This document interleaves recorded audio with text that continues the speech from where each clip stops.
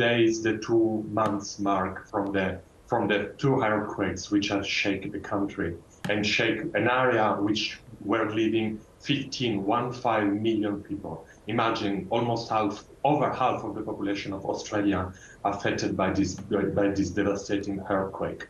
The situation is still devastating. I'm often in the affected areas, and I could see you can see the level of physical destruction, as you say, buildings destroyed, but the moral and the mental destruction. I've seen desperation in the eyes of families. I've been in other emergency, but I've never seen the sheer of the level of destruction I've seen during this earthquake and the level of desperation that the families have.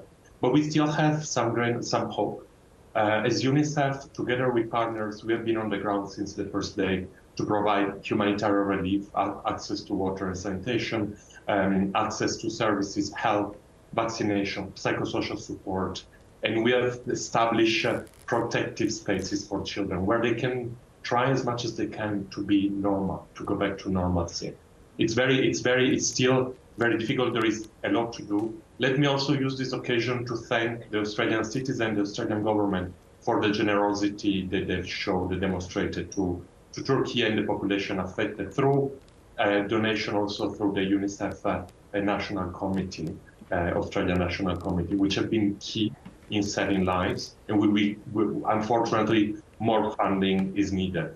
We still need, as UNICEF, $138 million to provide life-saving and key support to the affected children and families. So what is the most needed supply, I guess, the most needed support? Obviously, money is the best way of delivering that, but is it the mental health, is it the medical support, or is it the ongoing physical support where people are still living in tents and as you say, these sort of protected spaces?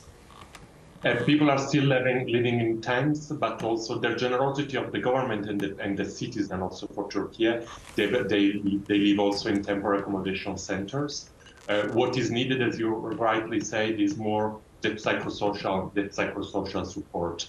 I think the country and the population needs to heal, and heal is physical, heal is mental, and this is going to be a long-term healing process. But healing is also rebuilding and reboosting the capacity of the economy through education, employment opportunities for young people. This was a part of the country which was generating approximately 10% of the GDP of the entire country. So there is a need to give them the space to be the leading actors in the rebuilding of their health and their well-being. And I think as UNICEF, the partners, we are here to do that. And Paolo, how do the children get educated in circumstances like this? And you talk of, I can only imagine how grinding it is for young children to wake up every day in these circumstances.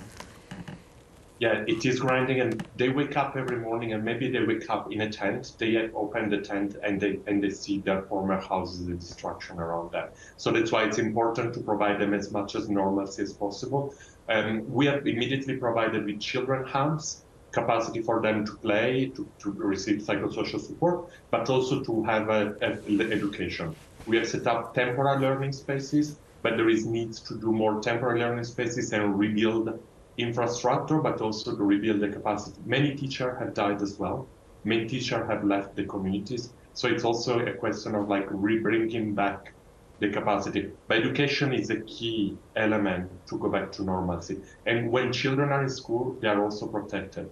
Parents, I've seen parents who didn't have even the moment to heal and to start the healing process themselves. So they need sometimes also to leave their children in school or in a space where they are protected and they learn and they can thrive while they need to deal and to face their emotional and material loss. And you've talked about how you've never seen devastation like this.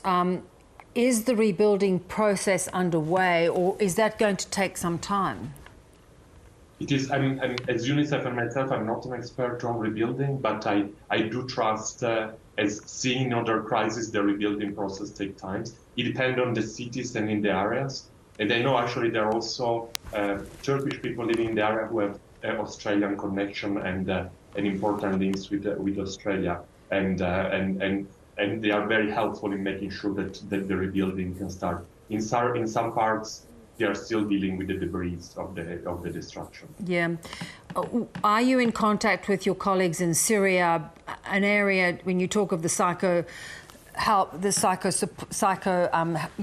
that is needed in Turkiye? Syria has been part of an area ravaged by years of conflict, let alone being homeless and devastated.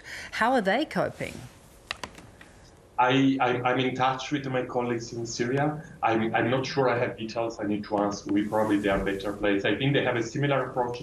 I know that they have a similar response approach to the one that we have in Turkey.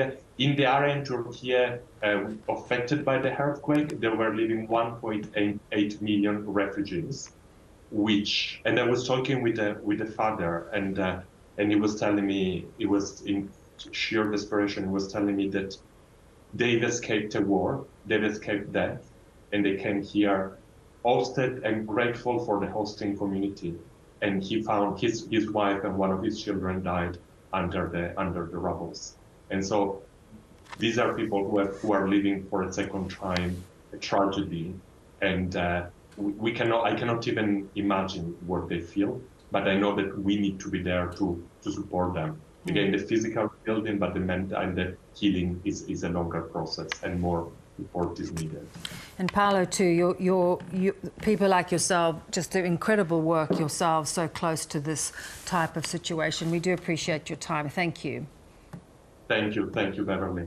Thank you.